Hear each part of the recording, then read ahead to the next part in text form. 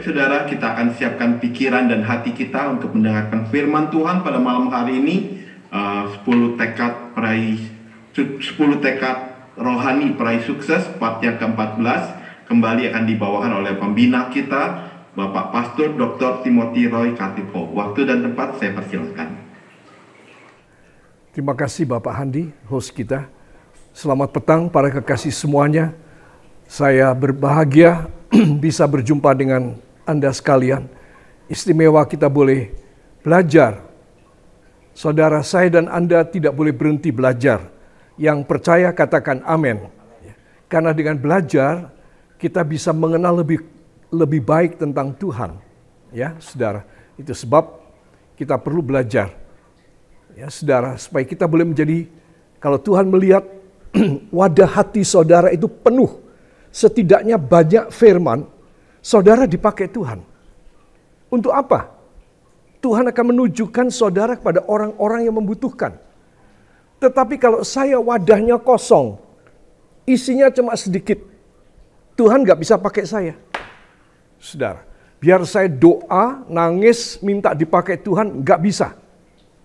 Itu sebab wadah hati kita, katakan bersama saya, itu sebab wadah hati saya harus dipenuhi dengan firman Tuhan dan urapan Roh Kudus.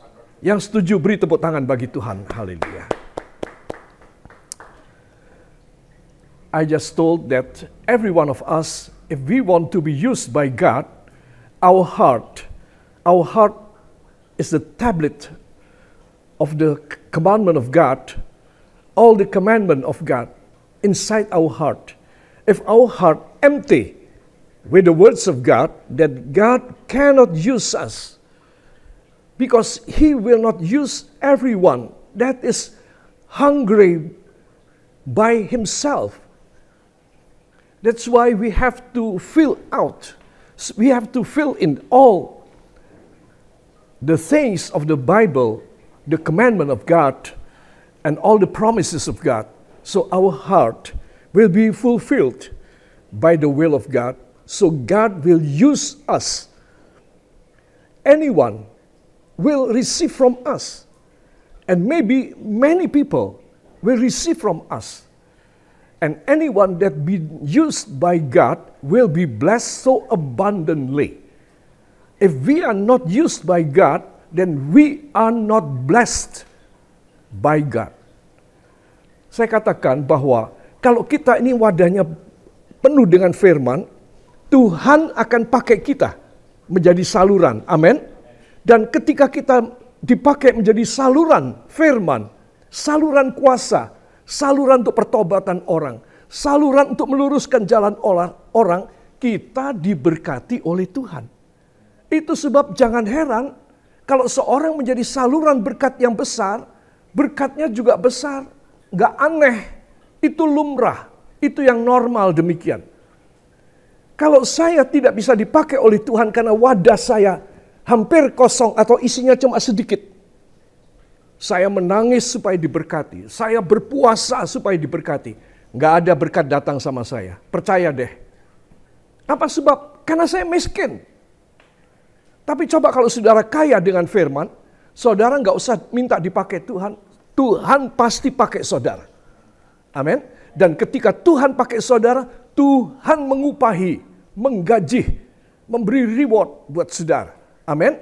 Itu sebab pelajaran 10 tekad ini jangan hanya untuk diri kita sendiri.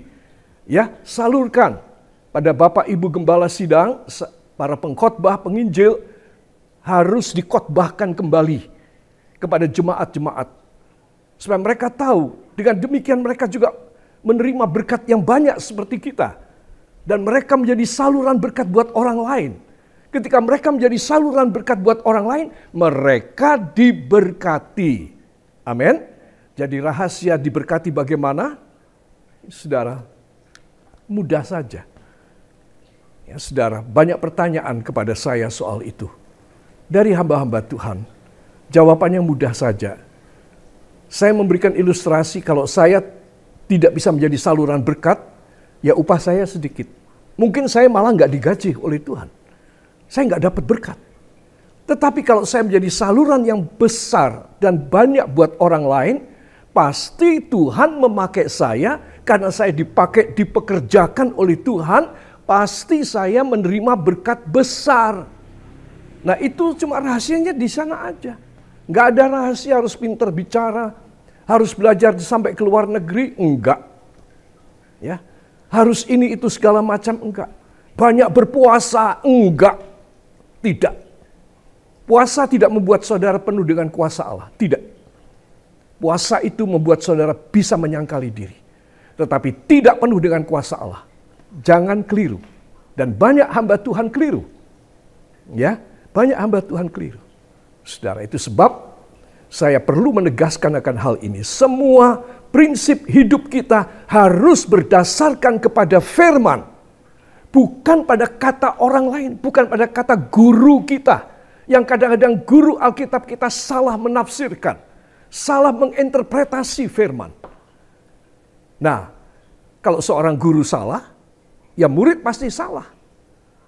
Itu sebab kita harus tahu, ya saudara, prinsip-prinsip Alkitab supaya kita dinilai oleh Tuhan, kita ini jujur dan kita ini nggak nyeleweng daripada firman.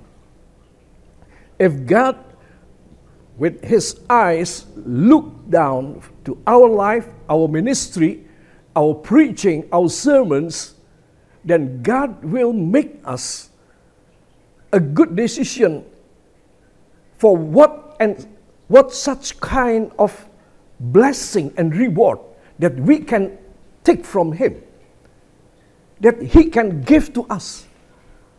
It is depend on God. It's not depend on ourselves.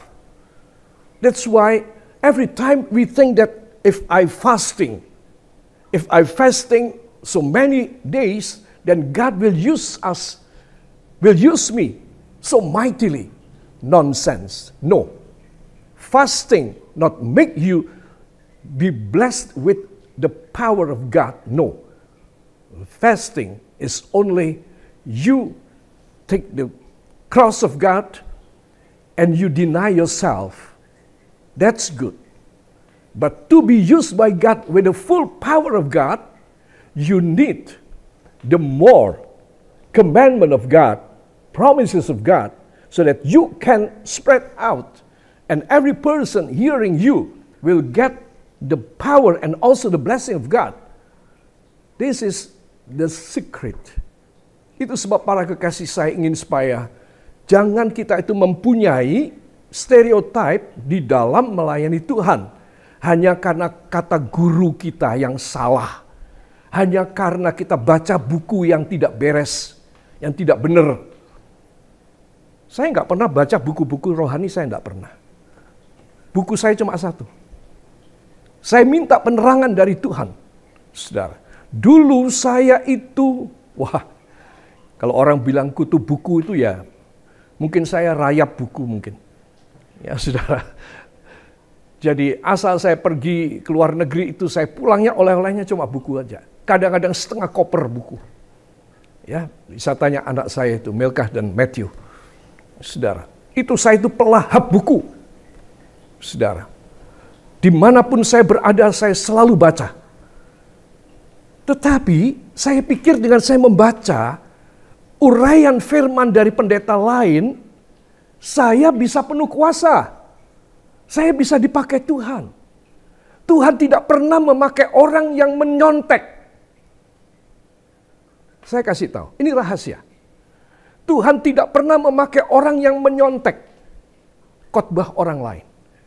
Itu menandakan bahwa dia sendiri tidak mempunyai hubungan yang baik dan khusus dengan Allah. Tuhan hanya mau pakai seseorang yang menerima ilham Roh Kudus.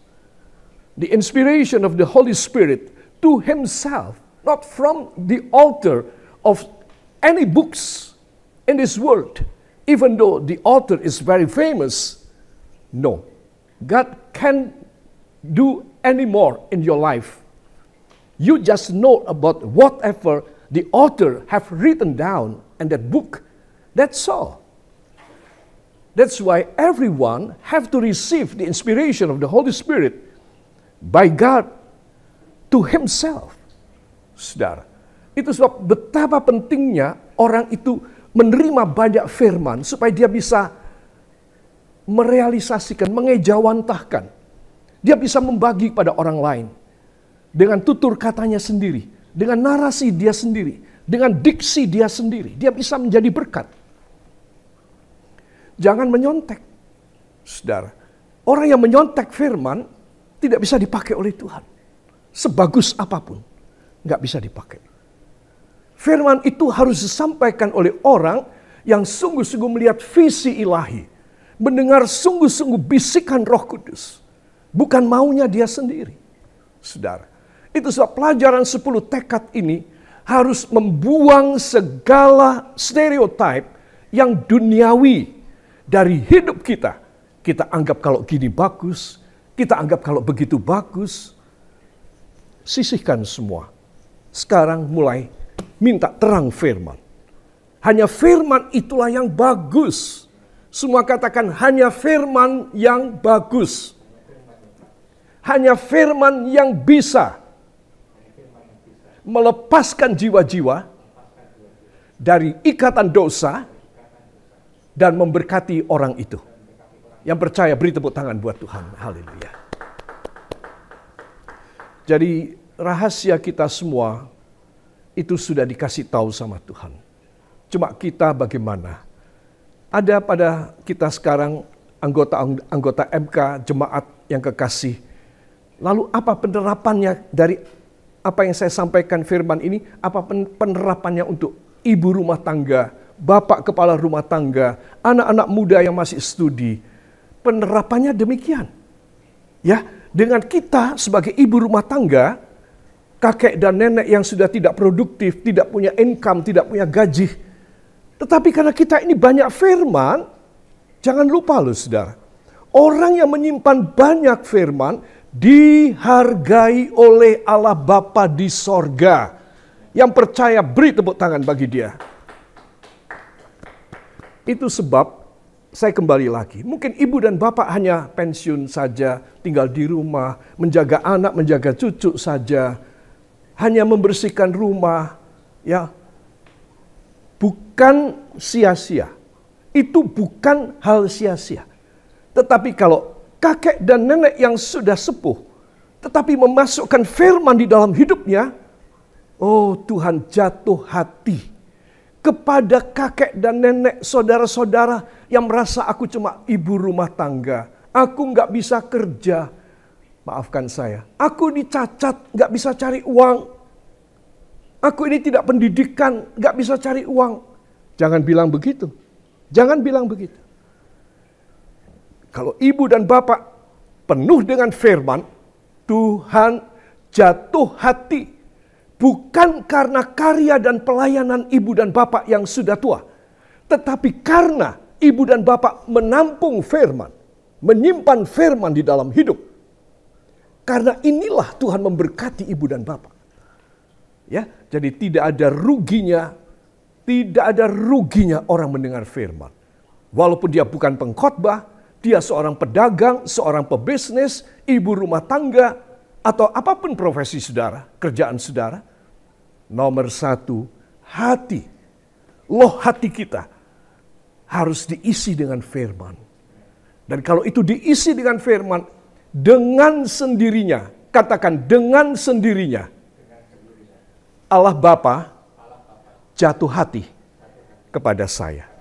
Yang percaya beri tepuk tangan bagi dia. Itu sebab para kekasih, Tuhan itu adil. Bagi orang yang tidak bisa kerja, yang sudah pensiun, yang sudah sepuh, sudah tua, tidak ditinggalkan. Baca Alkitab. Orang-orang yang sudah tua, yang tidak bisa kerja, diberkati oleh Tuhan. Oleh karena apa? Oleh karena mereka menerima firman. Saudara, lalu Tuhan melihat orang-orang yang masih bisa bekerja, kamu kok nggak kerja? Aku kasih kerjaan ya, tapi kamu harus kerja. Nah, kalau orang ini dikasih kerjaan oleh Tuhan, dibukai jalan, dia mau bekerja, Tuhan memberkati dia punya pekerjaan, amin. Tetapi kalau orang-orang masih kuat bekerja, ada jalan dari Tuhan untuk dia bekerja, berkarya, dia tidak mau, dia malas. Tuhan tutup berkat bagi orang ini. Jadi saudara yang kekasih, 10 tekad untuk meraih sukses.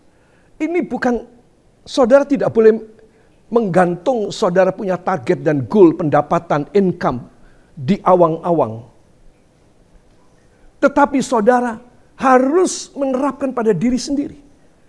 Karena berkat itu harus turun kepada saudara. Tidak menjadi inspirasi, tidak menjadi cita-cita, tidak menjadi impian saudara di siang hari bolong. Itu berkat tergantung di atas saudara untuk turun kepada saudara. Untuk diberikan kepada saudara. Itu sebab apa dan yang saya dan Anda harus kerjakan. Tadi yang saya sudah bilang. Kalau kita tidak bisa apa-apa, tampung firman. Tuhan jatuh hati kepada saudara. Itu tanda bahwa saudara mengasihi firman Tuhan. Ya. Tapi kalau saya tidak menampung firman banyak di dalam hidup saya, Tuhan melihat dan menilai bahwa saya tidak mengasihi dia. Barang siapa yang mengasihi aku akan taat dan melakukan firman-Ku. Itu. Saudara bacakan ayatnya. Nah, itu sebab para kekasih, 10 tekad ini bukan hanya menggantungkan target di udara. This 10 spirit that we are now learning and studying together and listening how about them. It's not just we are thinking and dreaming such kind, successful, such richness, such wealthy, such abundant that cling in the air, far away over there. No. While we are saved the words of God in our heart, and God seeing about that, God will make happen all His promises in our life. Don't be worried too much about your life. Kalau saya dan saudara mempersembahkan hidup kepada Tuhan, Tuhan itu sangat royal. Tuhan itu sangat berbelas kasih.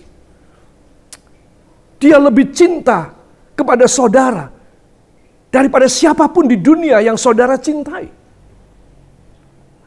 Itu sebab para kekasih, mari lebih dekat kepada Tuhan. Saya ambil satu contoh pribadi saya. Tuhan mengangkat dan mengambil istri saya, Pastor Syahini, pulang ke rumahnya di sorga. Oh, Tuhan tidak meninggalkan saya. Dia tahu hati saya hancur. Itu sebab dia memberikan entertain kepada saya. Dia memberikan berkat, dia memberikan belas kasihan kepada saya. Itu tanda bahwa dia tidak tutup mata dengan apa yang dia lakukan. Dia mengambil pulang istri saya. Saudara, dia memberikan kepada saya kekuatan ekstra. Ini satu contoh yang saya alami. Jadi saya mengalami satu kekuatan yang dahsyat dari Tuhan. Apa sebab? Karena dia Bapak yang luar biasa. Dia bukan cuma mengambil nyawa seseorang dan membiarkan pasangannya sendirian. Tidak. Saya ngalamin. Saya saksinya. Itu sebab bagi saya sangat lebih dari cukup hidup sendiri. Kenapa? Karena dia memberi kepada saya. Dia memberi kepada saya apa yang saya hilang. Bahkan lebih daripada itu. Itu sebab kalau saudara dalam keadaan yang merasa, kenapa ya saya bisnisnya tidak ada untung, atau apa yang saya kerjakan tidak membawa hasil. Saudara, cuma satu rahasia. Cintai Tuhan lebih. Dengan cara apa? Dengan cara saudara berkorban. Dengan cara apa? Dengan cara menampung firman lebih banyak. Maka nanti bisnis saudara, jualan saudara, kelilingan saudara, semua aspek mata pencaharian saudara, itu akan selalu dikendalikan oleh Tuhan. Tuhan yang take over semuanya. Dia tidak biarkan penipu datang kepada saudara. Dia tidak biarkan malapetaka, kebakaran dan lain sebagainya datang kepada saudara. Tidak. Itu sebab anak-anak Tuhan, orang yang dekat dengan firman, dia dekat dengan Tuhan. Yang percaya beri tepuk tangan buat dia. Haleluya. Saudara yang kekasih, itu sebab saya ingin kita perhatikan, kita hari ini ada sisa 288 hari ya di dalam tahun ini. Bayangin, saya seringkali saben hari bayangin saudara, hari ini kurang berapa hari ya tahun ini? Nah, hari ini ternyata kurang 288 hari di dalam tahun ini. Bayangin, kalau katakanlah 2-3 hari sekali Tuhan membuat mujizat kepada saudara. Coba, berapa puluh mujizat kita bisa alami dalam tahun ini. Tapi sayang kan, kita nggak ngalamin kan? Itu sebab kita harus memikirkan gimana caranya setiap hari aku mengalami mujizat.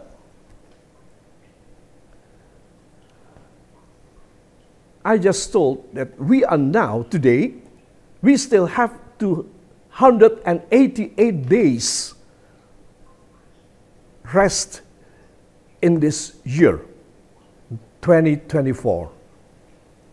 Please imagine, if every 2 or 3 days we receive from God one miracle, every 2 or 3 days, then how many miracles will be given to us this year only? God is very faithful with everything that He have spoken out, that He have already commanded. That's why we have taken care of our spiritual life. Once again, our spiritual life, just only God only, that make us to be worthy. That's why we have to love Him more and more. Obey Him more and more. Hanya Tuhan yang menilai kita. Itu sebab kalau kita ingin ada mujizat terjadi para kekasih, ya, jemaat yang kekasih, mudah caranya. Ambil hati Tuhan. Jangan teriak-teriak berseru dalam doa saja, nangis dalam doa. Ya, saudara, Tuhan bilang, malaikat-malaikat bilang, Tuhan lihat air mata buaya. Padahal di sorga nggak ada buaya. Saudara, Tuhan, ini air mata buaya ini. Cuma nangis dengan air mata saja. Tapi kelakuannya tidak melakukan firman.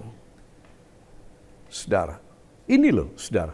Ini harus diperhatiin. Jangan sampai saya dan saudara itu nggak dapat. Sehingga apa yang kita inginkan dalam hidup tidak kita dapatkan, kita tambah kecewa. Mengikut Tuhan kecewa. Melayani Tuhan kecewa. Kok lama sekali Tuhan gak jawab? Apa memang Tuhan tidak mau jawab saya? Kenapa orang lain dijawab, saya tidak? Ya, saudara, itu sebab para kekasih, sekali lagi, please, rendahkan diri. Orang Kristen gak boleh sombong. Jemaat Tuhan tidak boleh sombong. Harus rendah hati. Harus saling melayani. Hindarkan menggosipin orang, kasih isu lagi, memanas-manasin orang. Ya saudara, itu tidak baik. Ya, itu tidak baik. Ya saudara, itu sebab kita harus perhatikan, jaga mulut kita. Ya, orang Surabaya bilang, lu jangan banyak mulut. Ya, saudara, banyak mulut, apa itu? Cerewet, tukang gosip. Saudara, berkatnya diambil sama Tuhan. Ya saudara, jangan jadi jemaat, jangan jadi hamba Tuhan banyak mulut. Itu satu rahasia lagi perlu saya sampaikan. Saya dulu kayak begitu saudara. Karena ingin apa? Ingin disanjung orang, ingin diwah sama orang, ingin mencari empati dari orang. Wah, dosa melulu, dosa melulu. Sampai Tuhan pukul saya. Makanya saya bisa bilang, jangan sampai Tuhan pukul saudara dengan banyak mulut. Amin. Yang mau beri tepuk tangan yang baik bagi Tuhan. Saudara, Ini hal penting sekali. Sambil kita belajar firman, kita harus memperbaiki pribadi. Ya, apa ya? Ya. Sambil kita belajar firman, kan ini terlalu kudus. Ini terlalu tinggi. Ini martabatnya, levelingnya tinggi banget. Saya hanya bisa meraihnya, saya hanya bisa mengertinya kalau saya memperbaiki pribadi saya dengan karakter Kristus. Itu sebab jangan jauh dari firman, jangan jauh dan selalu minta karakter Kristus dalam hidup kita. Kita tidak pernah berhenti belajar sampai kita mati. Itulah saat kita berhenti belajar dan menerima ijazah kita dari apa yang kita pelajari seumur hidup kita di dunia. Kita tidak boleh berhenti. Kita berhenti belajar, kita mati, tidak ada ijazah buat kita. Artinya kita tidak lulus untuk masuk dalam sorga. Saudara, itu sebab penting sekali seorang hamba Tuhan, seorang jemaat, seorang pelayan sidang menjaga mulutnya, menjaga hatinya dengan sungguh-sungguh. Karena dari mulut keluar apa isi hati. Ya, saudara, itu sebab pelajaran 10 tekad rohani harus membuat saudara harus berhasil. Saya jamin saudara, sebelum selesai semua pelajaran ini, Tuhan sudah memberikan hasil-hasil yang dahsyat dan luar biasa di dalam hidup dan keluarga saudara. Yang percaya, beri tepuk tangan bagi Tuhan. Ya. Saudara-saudara, pada pelajaran yang lalu, 2 pelajaran yang lalu, Ibu Ketua Sinode kita, Ibu Dr. Sarah Vivi, memberikan kesaksian. Dan juga beliau memberikan kesaksian di Jogja, ya, pada hari Kamis, 2 Kamis yang lalu, ya, saudara, di Jogja, tanggal 7 Maret, jadi 11 hari yang lalu. Ibu Sarah Vivi mengatakan bahwa pelajaran 10 tekad rohani ini dahsyat. Saya yakin itu betul demikian, karena saya merasakan sendiri. Kalau ini pelajaran tidak membawa berkat buat saya tidak nanti sampaikan pada saudara. Saudara, ini pelajaran saya sudah sampaikan pada PSP IKAT, STT IKAT, saudara. Dan saya sendiri kaget, terkejut, bahwa apa yang saya sampaikan ini kok luar biasa ya.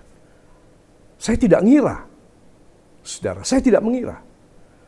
Dulunya, ya, ini ada di sini Pastor Dr. Belinda Chu dan ada Pastor Dr. Brian Walker. Beliau berdua juga dari PSP IKAT.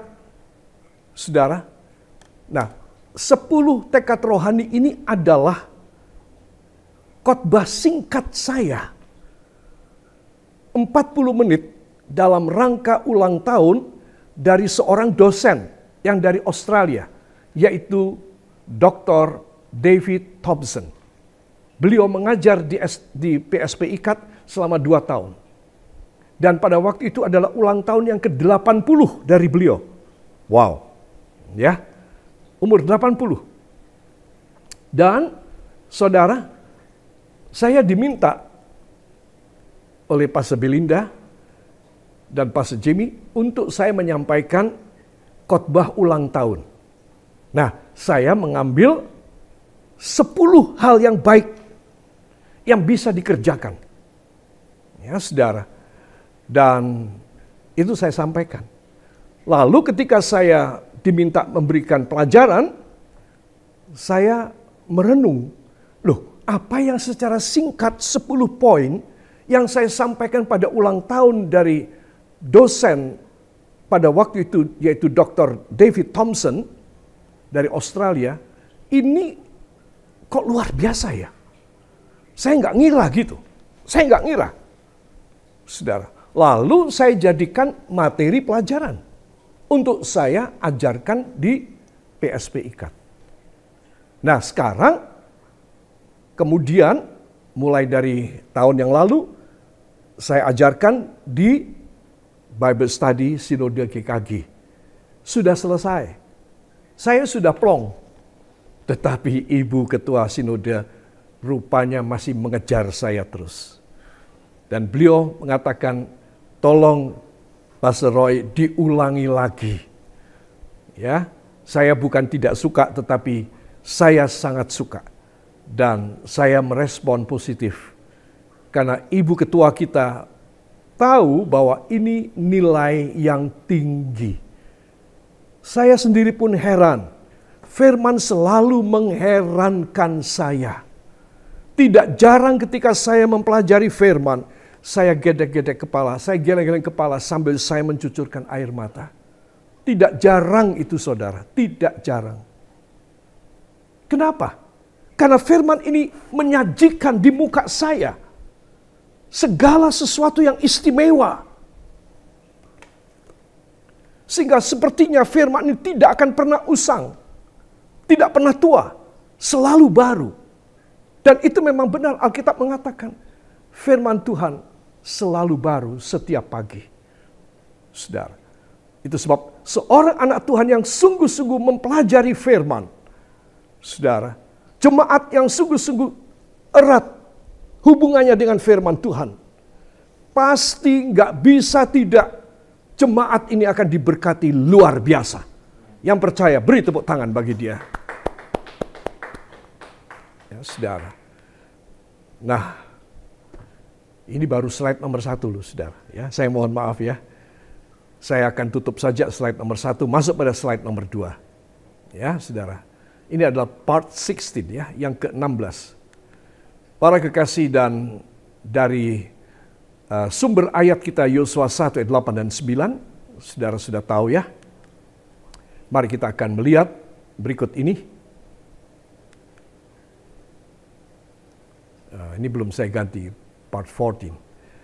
Subtema kita adalah sekecil dan sebesar apapun pelayanan. Sekecil apapun, sebesar apapun, kita melayani Tuhan, kerjakanlah dengan sepenuh jiwa. Saya tidak katakan sepenuh hati. Saya katakan sepenuh jiwa. Ya, saudara.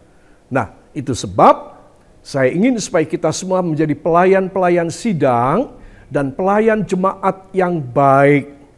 Amin.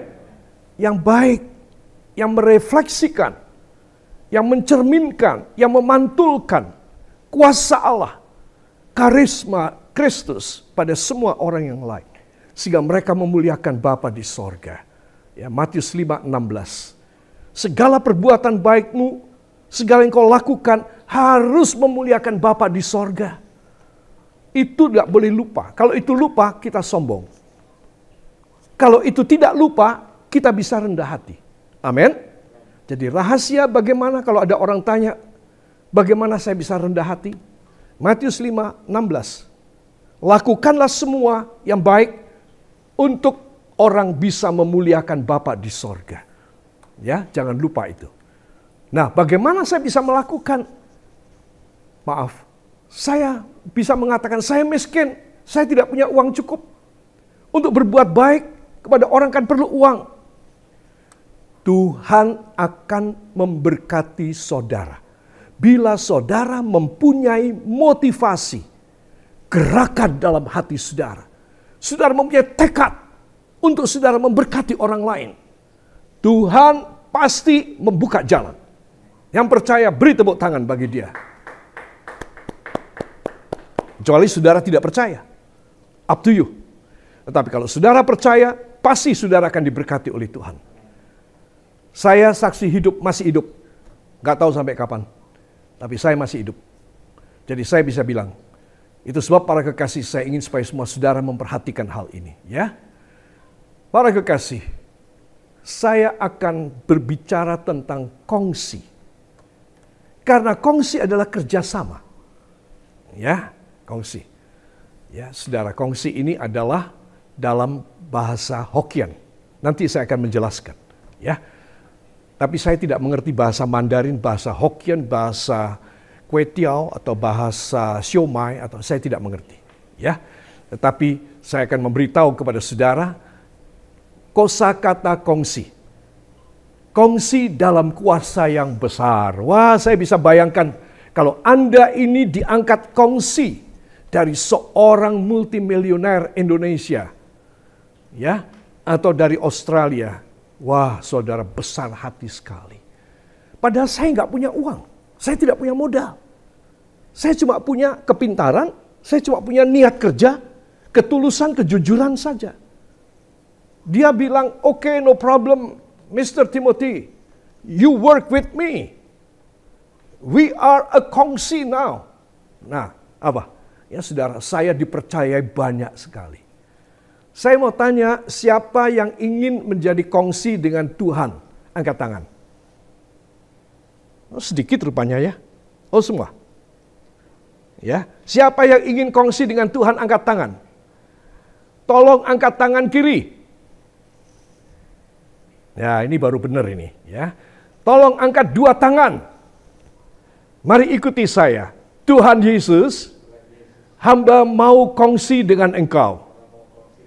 Biarlah kita merupakan kongsi yang besar, sehingga hamba menerima berkat dan kemuliaan-Mu seumur hidup hamba. Hamba mau berkongsi dengan Tuhan Yesus. Ucapkan terima kasih kepadanya.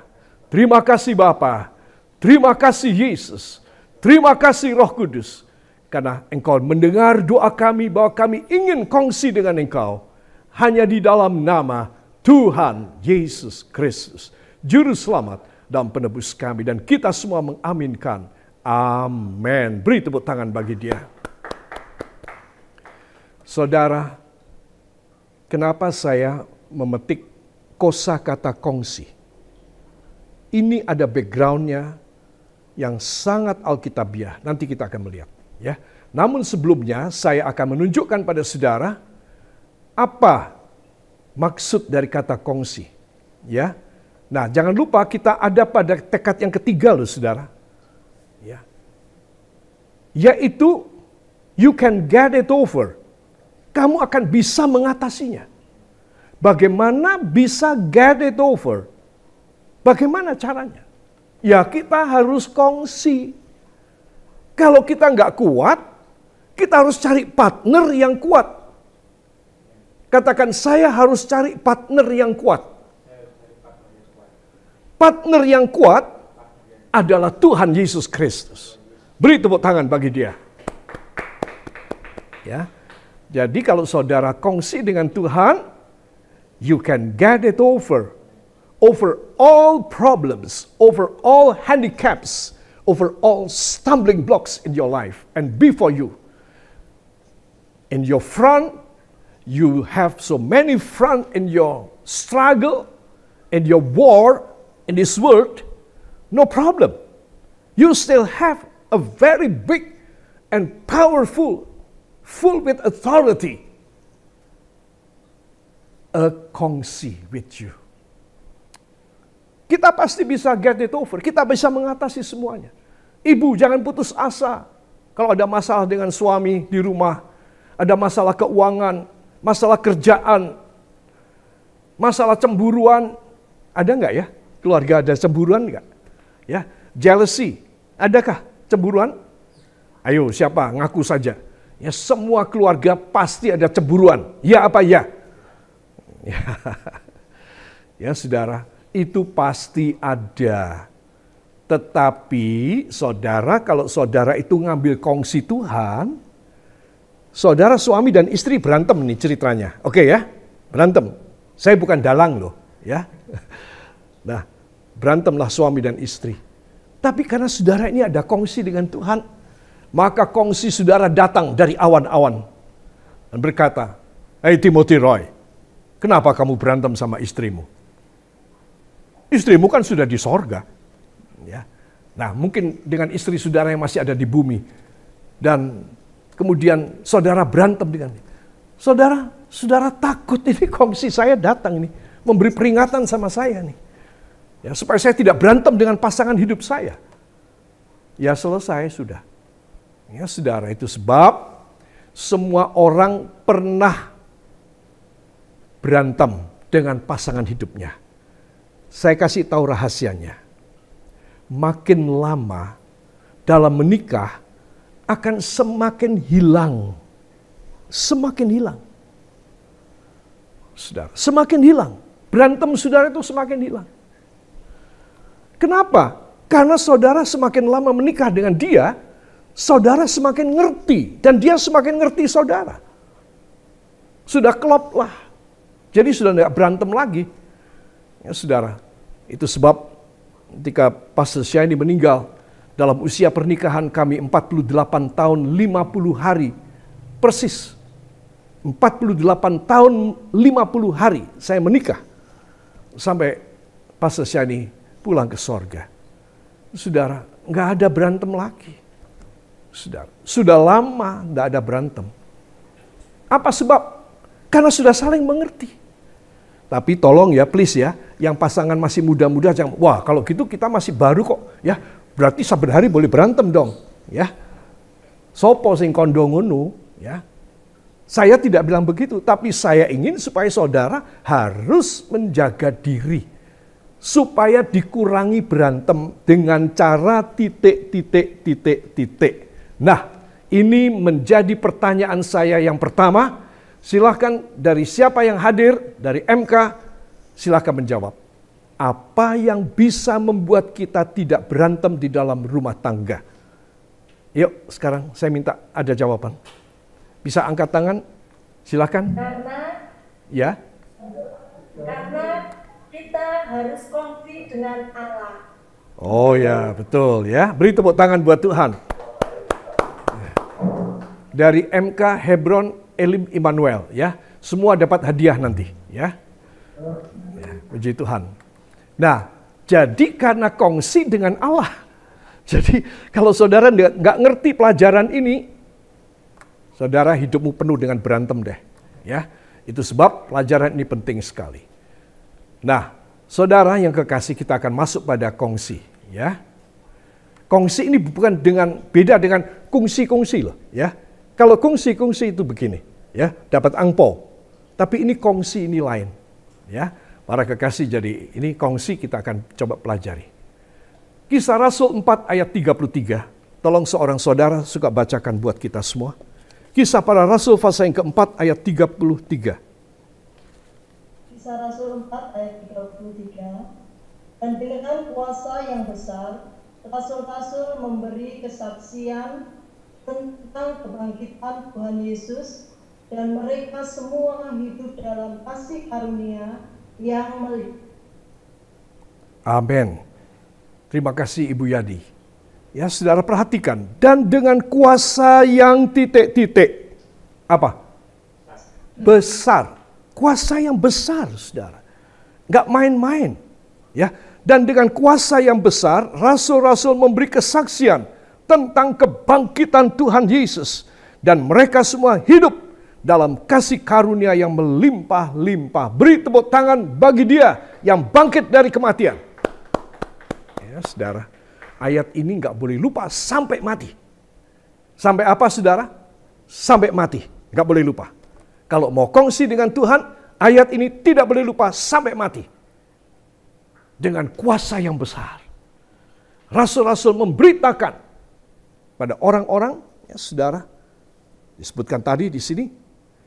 Dan dengan kuasa yang besar, rasul-rasul memberi kesaksian tentang kebangkitan Tuhan Yesus. Dan kesaksian ini membawa berkat, saudara. Perhatikan kalimat berikut. Dan mereka semua hidup dalam kasih karunia yang melimpah-limpah, para kekasih. Ini loh rahasianya. Ayo pegang ini. Kisah Rasul 4:33. Tuhan, hamba mau kongsi dengan engkau sekarang malam ini. Hamba seorang ibu rumah tangga. Hamba seorang nenek yang sudah tua. Hamba seorang kakek yang sudah tua dan pensiun. Hamba seorang anak muda yang tidak mengerti apa-apa. Dan belum punya penghasilan. Siapapun Anda. Tuhan menawarkan. Mau kongsi enggak sama aku? Ya saudara. Nah ini penting sekali. Para kekasih. Kiranya dengan Bible study. Setiap 2 Senin sekali dari Sinode GKG ini. Saudara ngajak yang lain lah untuk ikut. Saya melihat di dalam MK-MK banyak ibu-ibu. Kenapa bapak-bapak tidak diajak? Oh, masih kerja. Ya memang begitu itu. Kesulitannya bapak itu memang begitu. Kalau kita memberi tugas bapak untuk singer atau untuk apa, oh nggak bisa, belum pulang. Ya, pulangnya nanti jam 11 malam.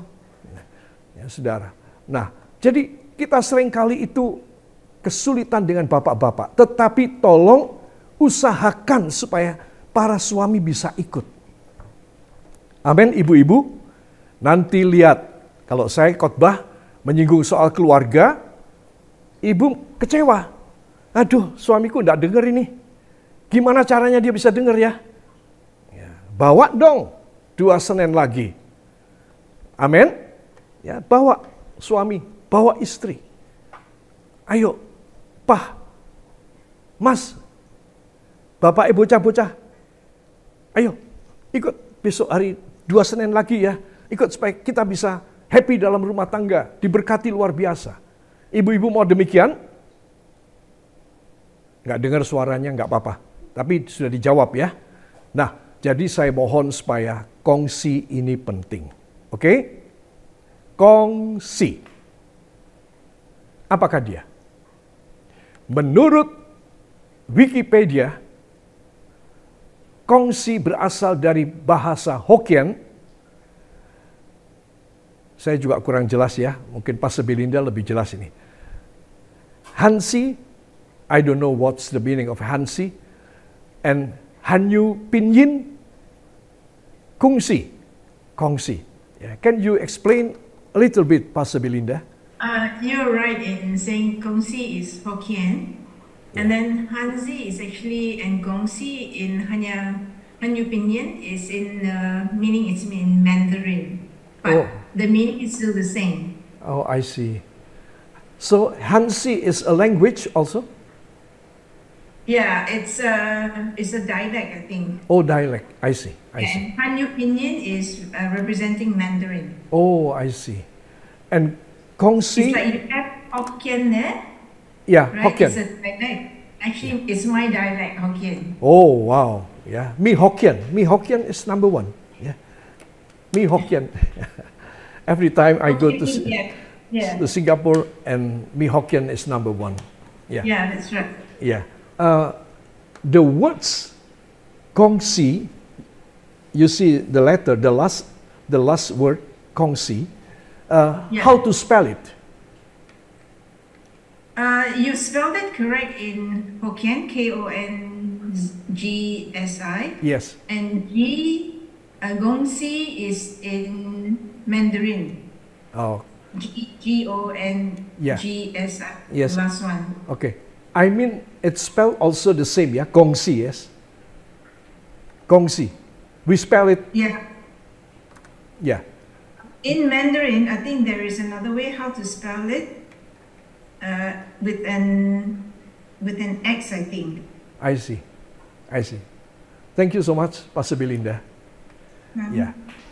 Nah, para kekasih, ya puji Tuhan ada Pastor Belinda, jadi kita bisa tahu penjelasannya ya saudara. Nah, jadi kongsi atau itu kongsi itu dari Wikipedia 1. Definisinya adalah kerjasama. Ini kita sudah tahu. Ya. Atau ada jalinan hubungan antara 2 orang atau lebih. Ya. Kongsi kadang-kadang 10 orang bisa. Kalau proyeknya besar, dananya dibutuhkan banyak, bisa orang banyak bisa. Ya, semua maju ke muka notaris, geruduk, dan kemudian tanda tangan semua. Nah, kerjasama menjalin hubungan. Maukah saudara kongsi dengan Tuhan? Sudah pasti saudara mau. Saya nomor 1 mau. Untuk saya kerjasama dengan Tuhan. Supaya saya bisa get it over. Over all my problems. Over all my weaknesses. Over all my impossibilities. I will and I must have a kongsi with God. Karena apa? Karena kalau saya kongsi dengan Tuhan, Semua ketidakmampuan saya, Tuhan yang menanggung, saudara. Ya, maka itu pelajaran kongsi di dalam kuasa yang besar. Katakan kongsi dalam kuasa yang besar. Yuk, tangan saudara yuk ya. Kongsi dalam kuasa yang besar. Maka hidup saya tidak khawatir apapun. Tidak ada setan, iblis yang bisa mengganggu saya. Tidak ada orang jahat, pengacau yang bisa mengganggu saya. Karena saya kongsi dalam kongsi yang besar dengan Tuhan Yesus. Amin. Ya, saudara. Kedua, arti kongsi adalah perkumpulan orang yang memiliki marga atau daerah yang sama. Nah, ini yang saya belum tahu. Betul-betul setelah ini saya baru tahu loh definisi yang kedua ini. Bahwa kongsi itu adalah perkumpulan orang yang memiliki marga yang sama. Atau dari daerah yang sama. Ya. Betul ya Ibu Enyuk ya? Betul ya? Begitu ya. Ibu Enyuk juga sangat mengerti. Ibu Enyuk dari apa? Dari suku apa? Tolong dibuka mic-nya.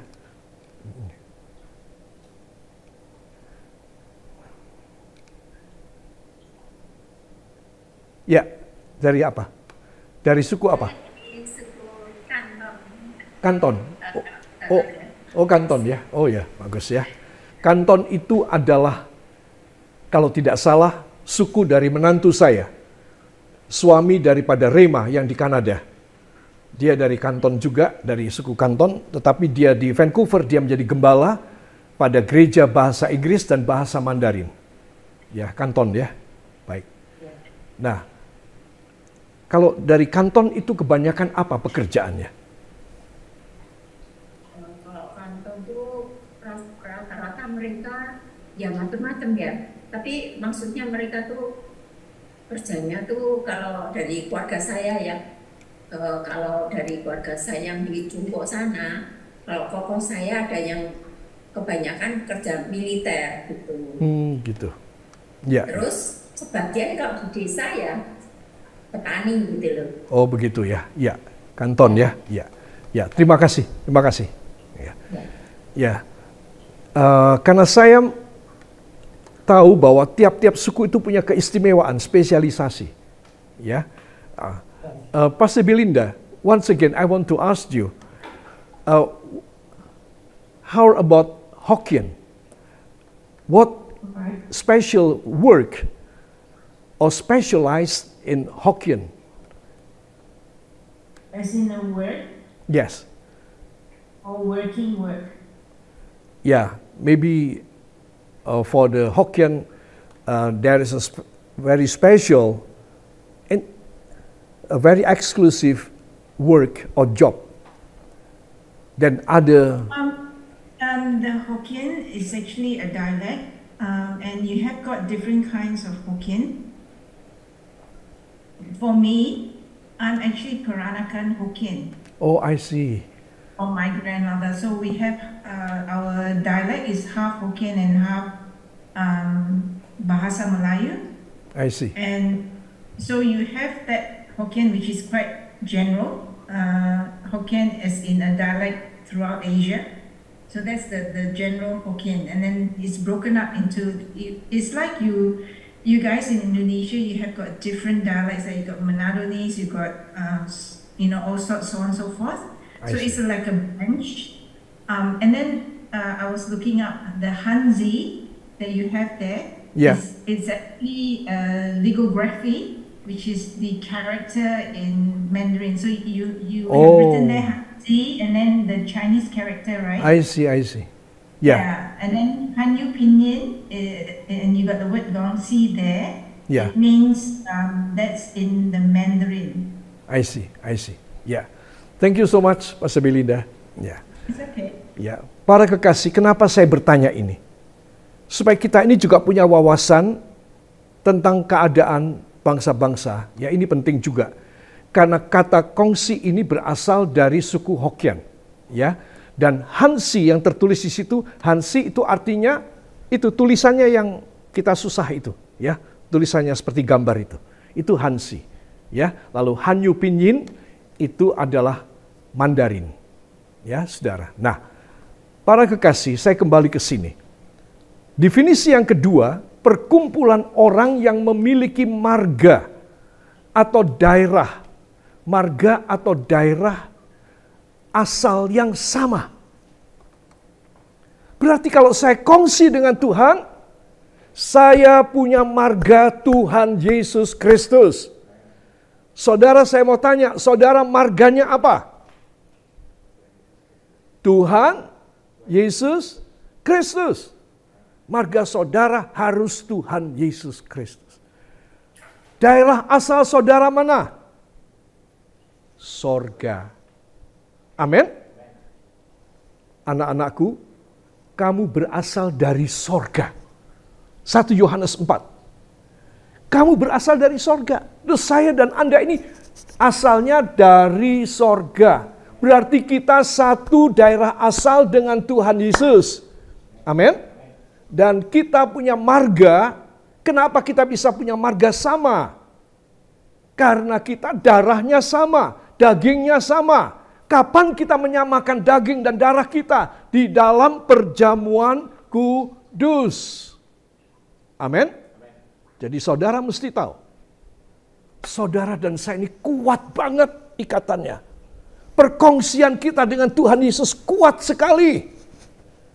Karena kita makan perjamuan kudus daging dan darah Yesus. Kita berasal dari sorga. Wow. Yang percaya dan yang bersuka cita, beri tepuk tangan yang baik bagi Tuhan. Ya, jadi saudara, tolong katakan pada samping saudara di setiap MK atau suami istri, wah, kita ini ternyata satu marga dengan Tuhan Yesus. Bilang begitu. Ayo bilang, ya, saudara ya. Terus bilang begini, dan kita ini dari satu daerah asal, yaitu dari sorga. Oke, jadi saudara, saya perlu menjelentrehkan, menjelaskan secara gamblang.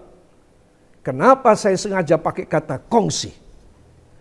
Ya, karena ini ternyata definisinya dahsyat. Itu sebab besar hatilah. Angkat tangan saudara. Tangan kanan dan tangan kiri taruh di jantung saudara. Mari kita berdoa. Dengan suara yang nyaring. Terima kasih Bapa, karena Engkau membuka mata rohani kami, bahwa kami bisa kongsi dengan Engkau. Karena kami mempunyai satu marga dengan darah dan daging Yesus. Karena kami mempunyai daerah yang sama asalnya, yaitu berasal dari sorga. Terima kasih Bapa. Hidup saya akan berubah karena kuasa kongsi dan kuasa-Mu yang besar Engkau berikan kepada saya. Dalam nama Yesus, dalam nama Yesus, itu terjadi pada saya. Ucapkan terima kasih dengan suara saudara. Terima kasih Bapa. Angkat dua tangan. Ucapkan terima kasih Bapa. Terima kasih Yesus. Terima kasih Roh Kudus. Beri tepuk tangan bagi Dia. Hanya di dalam nama Tuhan Yesus Kristus, Juru Selamat dan Penebus kami. Dan kita semua mengaminkan. Amin. Saudara, kita akan masuk dalam pengurapan minyak. Siapkan minyak saudara. Kita tutup firman ini dengan pengurapan minyak. Apa sebab? Supaya kita ditabiskan. Ya, saudara, nanti kita akan makan perjamuan kudus, satu marga dengan Tuhan Yesus. Sekarang kita minta supaya Tuhan mengurapi kita dengan pengurapan yang khusus dari sorga. Angkat tangan kanan saudara, taruh tangan kiri pada jantung saudara. Mari ikuti doa saya. Ya Allah Roh Kudus, saat ini beri kesempatan supaya hidup hamba boleh berkongsi dengan Tuhan Yesus. Meteraikan Roh Kudus-Mu pada kepala dan dahi hamba tidak akan lepas sampai hamba masuk ke sorga. Oleh sebab itu, hamba akan mengoles dengan minyak kepala hamba ini. Saudara, katakan sambil menumpangkan tangan dan minyak ini kepada dahi saudara. Dalam nama Yesus, dalam nama Yesus, saya diurapi tubuh, jiwa, dan roh saya. Saya mengalami pembaharuan. Saya mengalami pemulihan. Saya disucikan. Dan saya diberkati menjadi alat kebenaran bagi banyak jiwa. Dalam nama Yesus, mulai malam ini, mujizat mudah terjadi seumur hidup saya. Angkat dua tangan, ucapkan terima kasih. Terima kasih Bapa, karena Engkau telah mengurapi kami, maka kami bisa get it over, mengalahkan dan menyelesaikan banyak perkara. Karena kami kongsi dengan Tuhan hanya di dalam nama Tuhan Yesus Kristus, Juru Selamat dan Penebus kami. Dan kita yang percaya itu terjadi, mengaminkan. Amin.